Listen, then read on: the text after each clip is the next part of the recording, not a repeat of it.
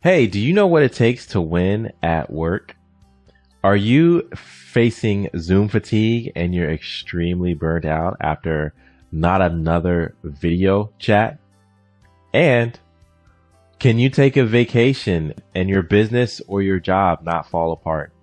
We'll talk about all that and more on this episode of the Business Life and Coffee Show.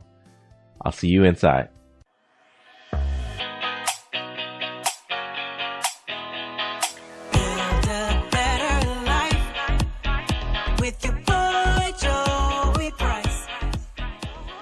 Hey, what's up? Thanks for tuning in to this edition of the Business Life and Coffee Show with your boy, Joey Price. Hey, I am excited to be with you another week. So much has happened just from the course of this summer and the course of this year. I went on vacation and I actually took a real vacation. Maybe I'll talk more about that in this episode. But yeah, how are you doing? How is your life in the midst of COVID? We're all still, getting through this pandemic. And now we have an election season. Now we have kids going back to school. Now we have work ramping back up. And so I am wondering, what's your life been like and how are you doing? So if you want to share, maybe I'll have you on the show, but send me a tweet or a DM at Joey V Price HR on Twitter, as well as Joey V Price HR on Instagram. And you can also find me on LinkedIn as well. So this episode, it's going to be back to our regular format where it's myself talking through some various segments and sharing some helpful information with you. And I have a brand new area that I want to share with you, a brand new piece of information in Mama, I Made It. All right, on this edition of Mama, I Made It, which is all about leaders who make a difference, whether that's in the corporate world or in the world at large. This week, I want to give you an update. I want to share something that I'm excited about. Thanks to my friends at Restream.io. Restream is a valuable tool if you want to share your message with the world and you want to take it online. You can do that and have one stream shared in many locations. And thanks to my friends at Restream, I have this wonderful opportunity to share a brand new show on LinkedIn. That's right. I'll be having a new show on LinkedIn and it's called Winning at Work. And Winning at Work, what it's going to be is just conversations with various HR and workplace leaders on how to actually thrive and perform at work. Now, you may be saying, hey, Joey, you already have a podcast and it's weekly. And so why are you doing this new segment or why are you doing this new show? Well, the reality is that Business Life and Coffee, it's really about a passion for people who are more entrepreneurial minded. And Winning at Work is really for the individuals who want to grow at work. And there's a lot of reasons why you would want to grow at work.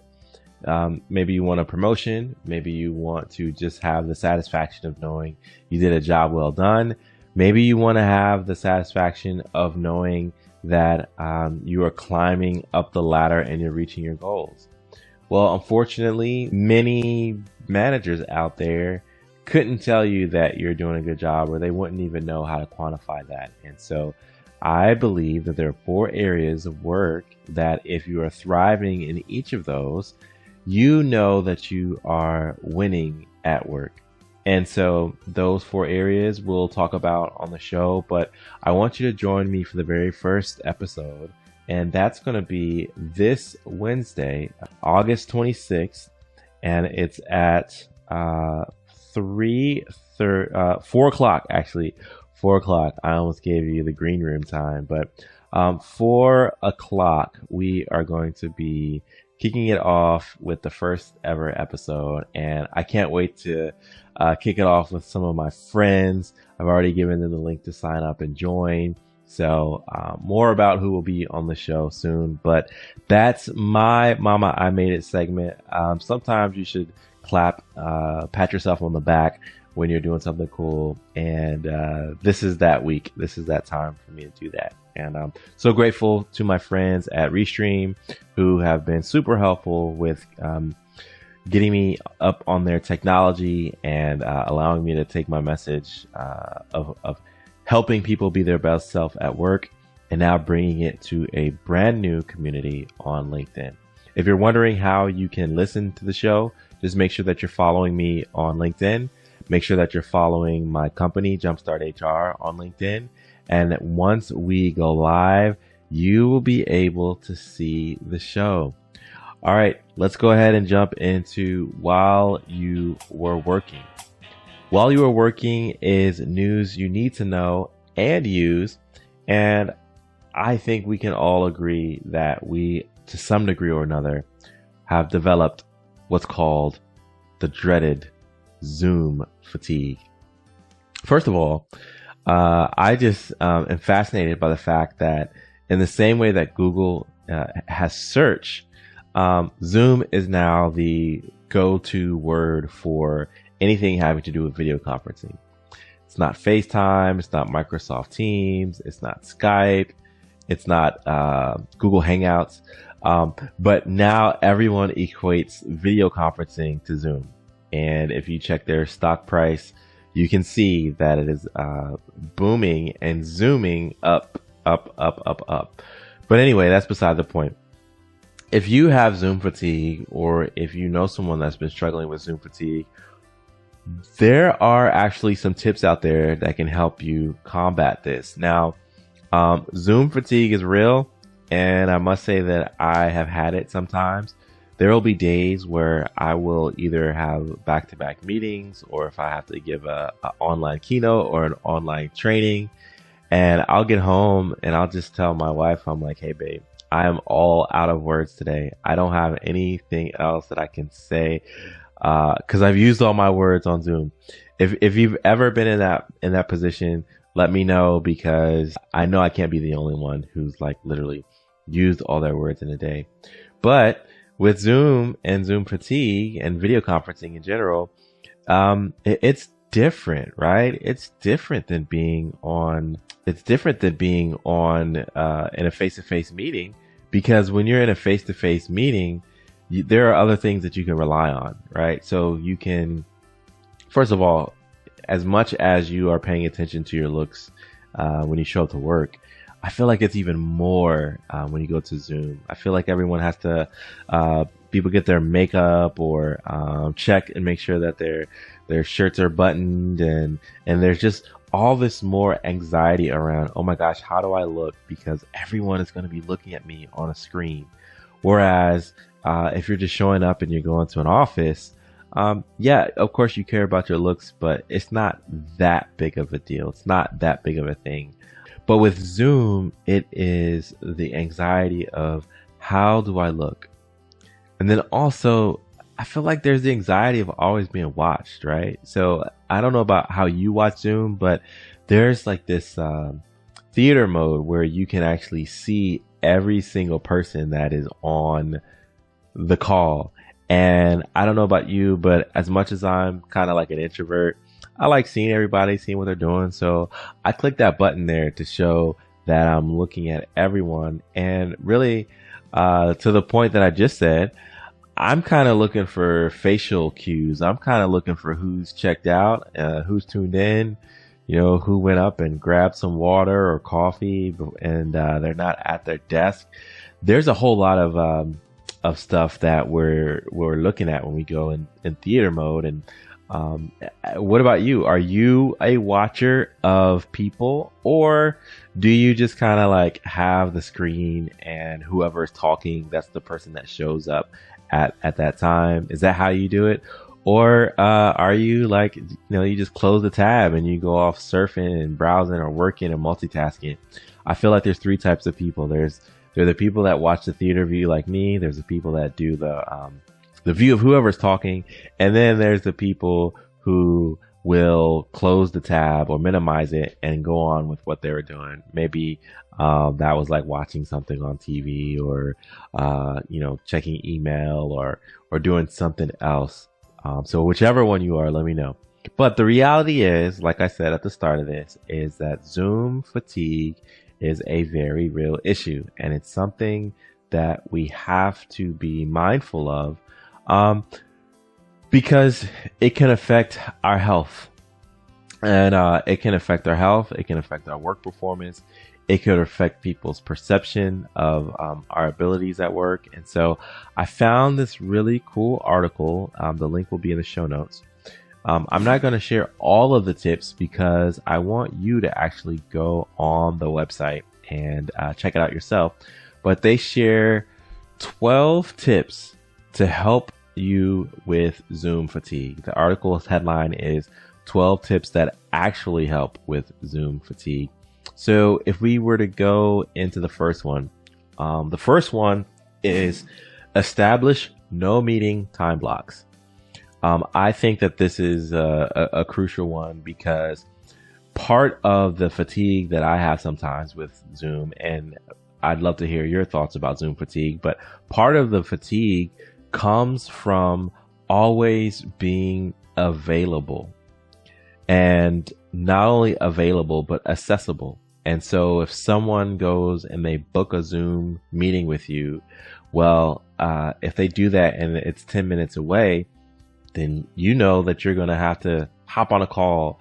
Whereas maybe you were productive in like writing a blog or writing an article, or, well, I guess really not everyone writes blogs and articles for a living, but maybe you were, in your email, maybe you were working on a project. Maybe there was something you were doing that was really productive, but then someone said, hey, I want to hop on a chat with you.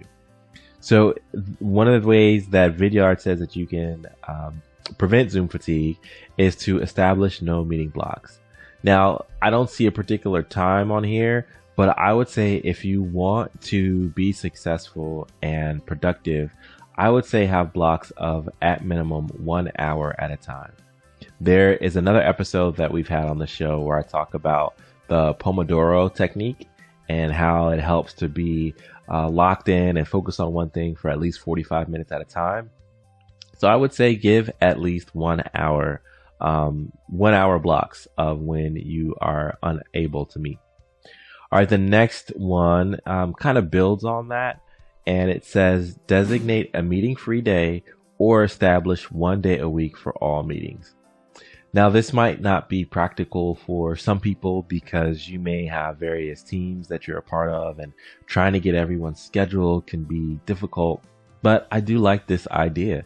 I do like the idea that you are able to know going into a work week that whatever happens, you are able to know that, hey, Tuesday is my no meeting day. I'm going to hop in and crank out work and be super effective.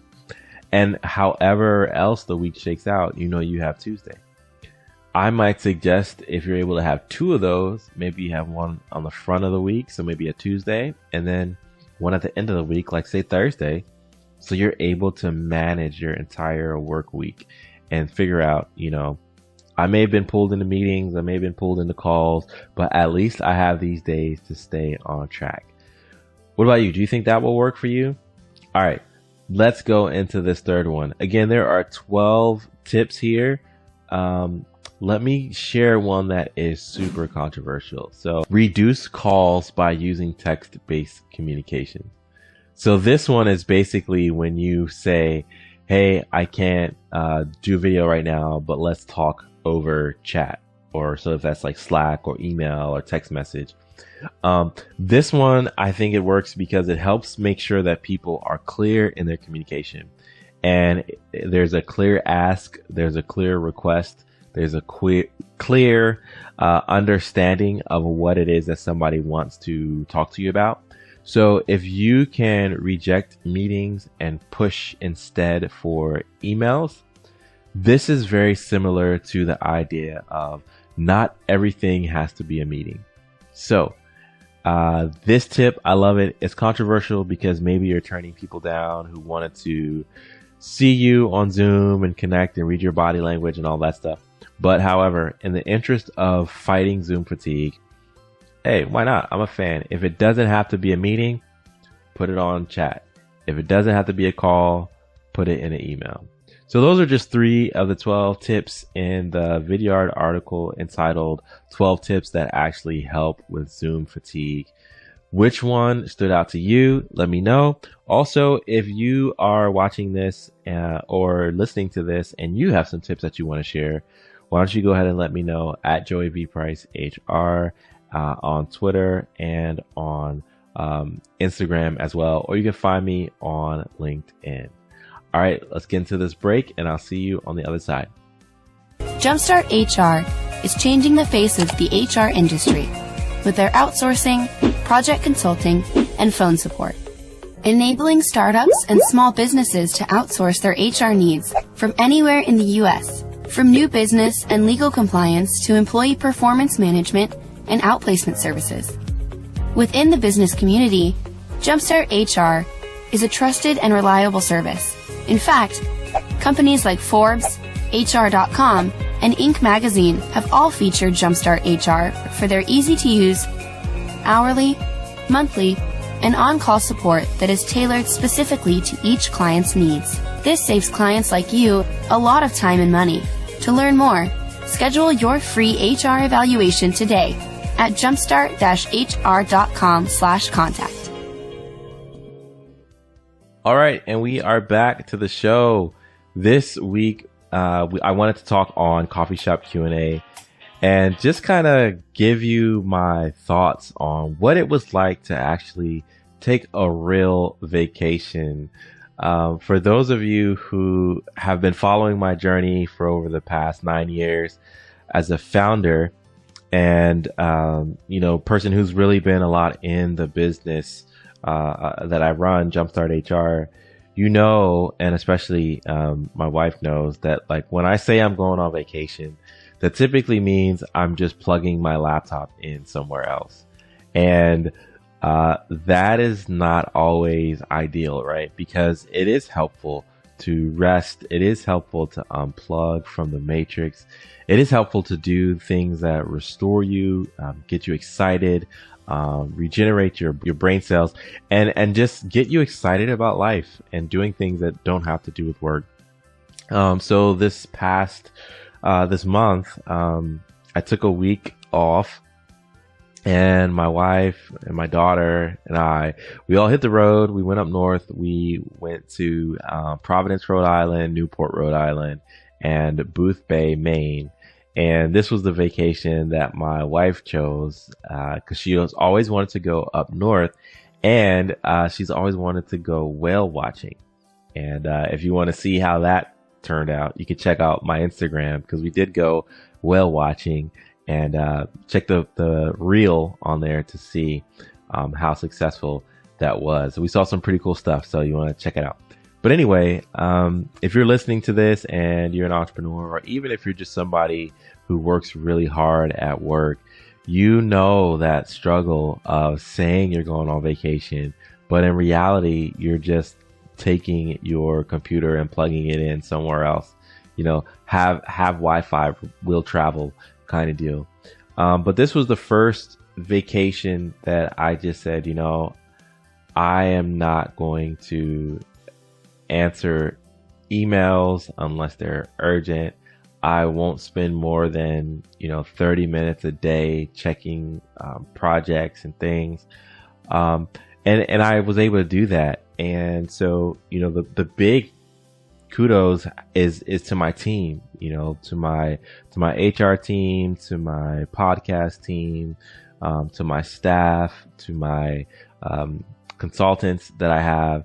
Because without them, I would be feeling like, oh my gosh, I've got so much anxiety. There are things to do, but I need to get them done. But I just really am grateful to have a team.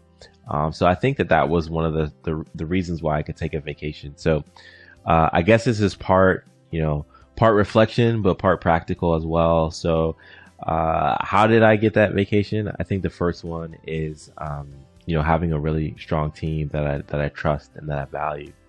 I guess the second reflection is that, there is life outside of your laptop. We went to the Northeast and it's a very different way of life than where I live in the Mid-Atlantic, in the DMV area. And so we were in a town full of people that were on vacation. And you could imagine that just means that everyone is slowed down. There aren't angry drivers. People are walking everywhere, just casual, chilling. And it was nice. It was nice to be able to go to a restaurant, and people were so friendly that, they wind up just talking to you and giving you recommendations on place to go and check out and visit. I think it is nice to go and unplug and be in places that aren't busy. So for us, that was the Northeast. But for you, that could be near a lake. It could be in the mountains. It could be in a desert. It could be wherever you need to go to unplug and rewind. And so, yeah, I would definitely say that taking a break and recharging, that means that you go somewhere where you can force yourself to recharge. Like for me, when I go to places like New York, and I love New York City, but when I go to New York City, sometimes I don't always leave refreshed, because I leave, after having just ran and been in this part of town and moved to that part of town, and I got lunch in Manhattan, and then I'm shopping in Brooklyn, and baseball game in Queens. Like there's just so many different things that you can do in New York where you're just like strategizing, like I'm going to go here, here, here, here, and here. But when we went up north and we went to, this area that was just like real slow, it's like, I guess we'll do something today. I guess we'll leave our area. I guess we'll do some sightseeing. So it was helpful, super helpful to go somewhere that forces you to slow down. And then I guess a third thing that I would share is that for those of you who are listening or watching and you feel like your business is going to explode, you feel like you're going to lose your job, you feel like your projects are going to fall behind, all I will say is that that isn't going to happen. Like you can take a vacation and things will be right back where you left them. But also just making sure that you communicate in advance your availability and communicate in advance to give people what they need up front. That will help reduce a lot of that anxiety that you have or that you may struggle with. The more people know up front that, hey, like I'm not going to be around, the more they'll find ways to adapt and move things forward without you. So I would encourage each and every entrepreneur, each and every busy professional who is listening and watching this to take a vacation. It doesn't have to be a whole week, but maybe it's like a day or 2 days or 3 days, because your body needs it. The people around you who love you need it, and they need you refreshed. And, your business needs it too. The people that you work with need you to be sharp, and you can't be at your best if you don't refresh. So that's my, coffee shop Q&A for the week, all about how to take a vacation and what it's like to take a vacation and not have your business, burned to the ground. So again, I'm really grateful to my staff. I'm grateful to my contractors and partners. I'm grateful to my customers who, I told in advance I'm going on vacation, and they're like, oh, great, you should go this place to get lobster or that place. So it was great. It was great. I loved it. Where should I go next on vacation? I don't know. You tell me.